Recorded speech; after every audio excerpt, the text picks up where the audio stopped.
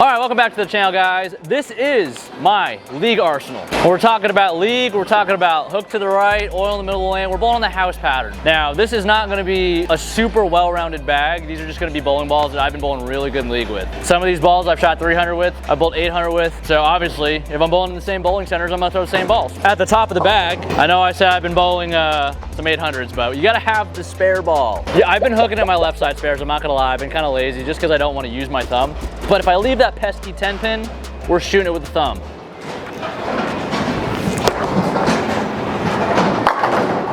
So short and sweet, hard and straight, throw those spares, pick them up. I miss more than I'd like to admit. It doesn't really matter what ball that is, it's gotta be in the bag. Every single week, we got the spare ball. Now, progression doesn't really make a whole lot of sense when it comes to league.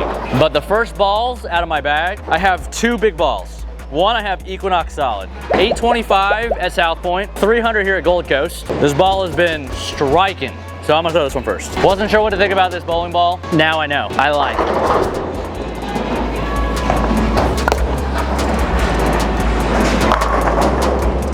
All right, I filmed 2 ball videos on this pair already, so they're getting a little cooked. Would I be throwing this ball right now? Probably not. Probably something a little shinier, but that's okay. Let's get into a spot where we're gonna be a little nicer. I recently had a chance to shoot another 800 with this ball here at Gold Coast at 300, 258, and then I had the front 6 the last game. Thought I threw a pretty good shot. 2-8-10, doubled so I could shoot 260, so if I punch out, I shoot 821, and then I thought I threw another good one and light 810. So that wasn't good. So I'm gonna move a chunk here, and we're gonna give it some more sauce at the bottom.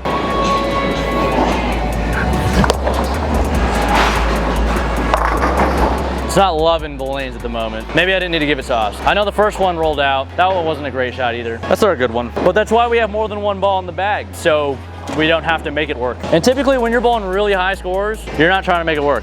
It's just working. We try again. Close.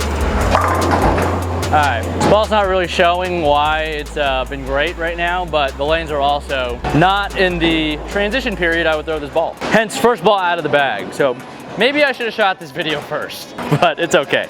We'll give it one more. We gotta throw at least one strike, right? I'm thinking the next ball I'm gonna throw is gonna look a little better. So essentially, this is my pin-up big ball. There we go. All right, we're gonna leave that one alone. All right, so that's 2 balls so far. We've got spare ball, we've got Equinox Solid. Second ball, this is actually my original daddy league ball. 800 and 300 with this one here at Gold Coast. Hyperdrive Solid. So this one is 5 3/4 by 3.5 by 1 3/4. So very specific layout, kind of a specialized layout. Pin down, it's gonna be pretty round. I like to leave it lane shined because I don't want this to hook too early.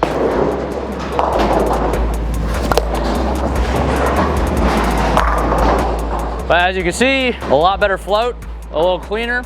That really weak layout to get it to float through there, but it's a really strong ball, so it's still gonna pick up and be smooth.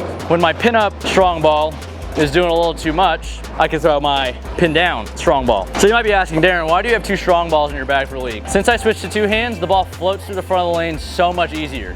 And when they get cliffed, I used to throw the strong core, the asymmetric core, shinier balls, but when I throw them 2-handed, the cliff just gets worse because my ball's not slowing down as it travels down the lane. If you have no idea what I'm talking about, check out howtobowl.com. We'll help you out with some of that terminology. I would probably be throwing this ball right now if I was bowling for score.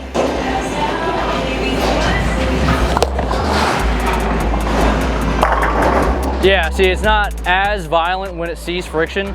You can see in the middle of the lane, it's really trying to change directions right now. And I think we're kind of in the middle of transition. I've bowled 3 games pretty much by myself so far. So I'd be getting into the cleaner balls for sure. I'm gonna take one more step left just because I threw too many shots with the Equinox Solid. So we gotta give every ball a fair chance. And we'll see where we're at in transition. A little left, a little inside out. Nah, so I would definitely keep throwing this ball right now. I just had to keep moving my feet. But yeah, that looks way better. Most of my bowling balls are pretty shiny for league. There's built-in hook on the house patterns, so you don't really need a whole lot of surface if you have a higher rev rate. I have such a hard time saying rev dominant now because at Team USA camp we learned there's no such thing as a rev dominant player unless you throw it so slow and your rev rate is so high. Like Ryan Barnes, if he was using his 550 rev rate, he would have to throw it like 14 miles an hour for him to be rev dominant, which is crazy and it's just unusable. If you're on the higher rev rate side and you want to throw the bigger bowling balls in the league, definitely want to let them lane shine or take them into your pro shop and get them shined up a little bit. Now that we're halfway through the video, if you guys are interested in any of the bowling balls you've seen so so far. They are available on tvbowlingsupply.com. Check out my code DTANG5 for 5% off. All right, next ball down. We have Rockstar Amped. Again, I explained why I don't have any big core shiny bowling balls in my bag, or the cleaner covers at least, because the clip gets really bad. So Rockstar Amped allows me to be a little more forward. I have a really strong layout on this. So it's kind of the same concept, but it's symmetric, so it's gonna get to the front a lot easier, so I don't have to be as far left. The further left you get in league through transition, the bigger the cliff typically gets and the more trouble you get into. So the lane play part of it gets a little tricky.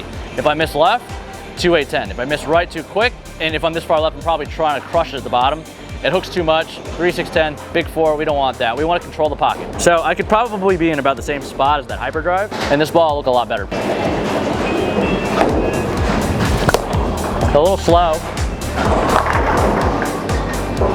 So right there, it was a little too stable, I would say. I mean, it was steep as well. I got it to the right a little too much, which tells me I could probably move back to the right and be a little firmer and up the back. I think the goal in league, and this depends on where you bowl, but for the most part where I bowl, Gold Coast, South Point, that cliff starts to get pretty big towards game 3. So I want to be in that zone that league is asking me to be in. You know, kind of that track area down the lane. And if I get too far away from it and I'm crossing too many boards, again, I miss left, doesn't hook, I miss right, hooks too much. So league is really just about managing the cliff at that point. And if you can manage the cliff and hit the pocket, now you gotta figure out what ball is gonna give you 10. So right now, the hyperdrive is the one ball that's giving me 10. So I'm gonna scoot back to the right a little bit, knowing that I can keep this ball in line a little easier. Now I'm gonna keep my hand up the back and be a little more aggressive.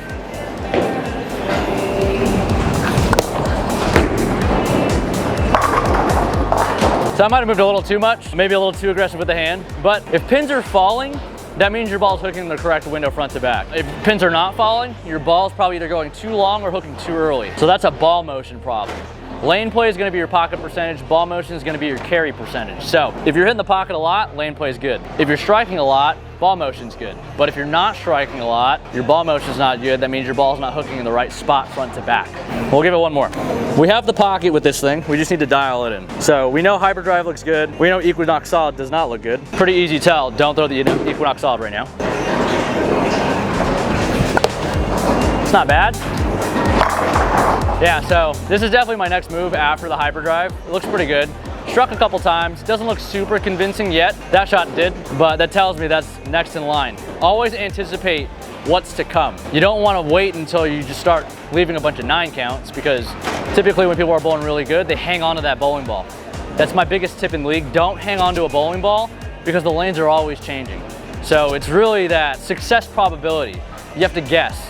Is this ball going to keep striking? Can I predict if this ball is going to hang on for another 3, 4, 5, a whole game? Yeah, success probability. Rockstar Amped is probably as far left as I would go with a ball like that. Typhoon, I'm definitely not gonna keep chasing it. This is the kind of ball where I'm moving back to the right. I'm starting to get a little more firm, back into that league bowler zone. Because the further away you get from it, the harder it is to strike and hit the pocket and all that good stuff. I'm gonna move 5 back to the right. I'm gonna increase my speed. We're gonna get back in the zone that the league pattern is typically asking us to be in. That's a terrible shot, but a fantastic result. I'm just in the right zone now. You know, if I could throw a bad shot like that and have it hit the pocket and strike, that should tell me, okay, I'm doing the right thing now. So that's 5 right of my Rockstar Amp. Now that I'm bowling two-handed, I almost have to relearn how lanes transition and what I do to certain bowling balls and which ones I use kind of changes. Because one-handed versus two-handed, very different. My ball slowed down way more, partially because I had that extra hole in it, but also because my hand exits the ball a lot slower. All those variables factor into my ball slowing down sooner, so it's easier to control the back of the pattern. Now that I don't have that extra hole and I don't use my thumb, my ball's getting there easier, but it gets more erratic when it hits the spot. So all right, let's go, same shot here. It's 5 back to the right.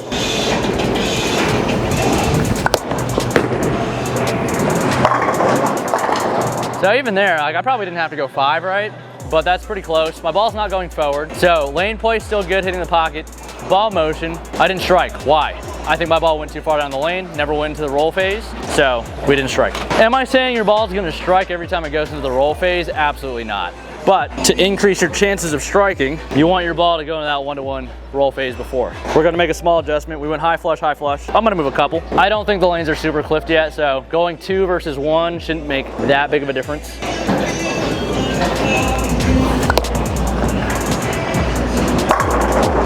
right, we're still going high flush. Lanes are fairly blended still. I would probably only make this move if I get into a spot where I feel like, oh, I missed a little left and I two-pinned. That's when I want to square my angles back up. But when we move back to the right, we can't keep using the same ball because now it's gonna fight going through that traffic. So that's why I'm balling down, getting to something a little bit cleaner. Okay, now the last ball in my bag here, and it's probably gonna look terrible right now because I hit it with some surface when I was practicing earlier. I have the level. Now, the idea behind this, exact same as the Typhoon, but it's gonna be even more stable. It's gonna be a little smoother. So if they get really, really cliffed, I could just move back into it, throw this ball really hard, be firm. It's kind of like the same idea as people throwing urethane, but urethane balls hook so early that it doesn't really work. This isn't a urethane ball. It's smooth, but it's not that early. That's why I feel like I can throw this one. But you guys see how dull this is. It's probably gonna hook pretty early.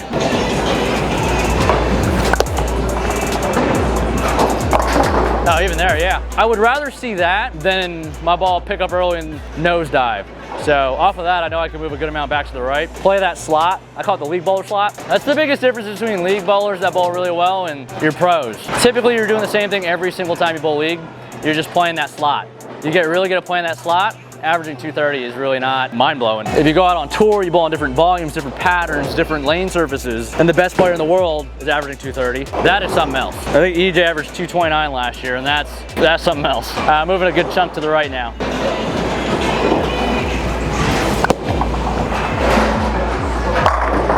So that looks pretty good. That is the in case of emergency ball. The lanes are getting really disgusting left to right. I want to try to keep it simple, keep my angles a little more in front of me. Do not go to the urethane ball. That is probably not going to help you.